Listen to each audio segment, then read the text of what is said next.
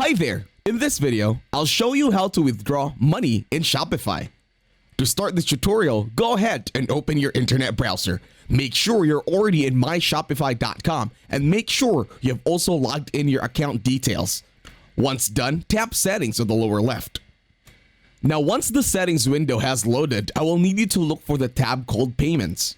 Once you find it, just click on it. Now wait for it to load once again.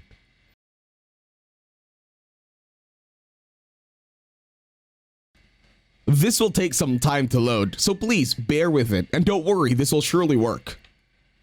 Once everything is logged in, you can now check on the settings over at Payments and everything that it has to offer.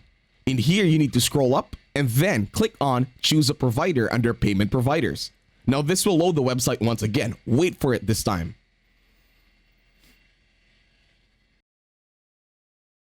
Just wait for it for a few seconds. It shall be done soon. In here, click on To Checkout. Now wait for the website to load once again. This will take another few seconds, so just bear with the website.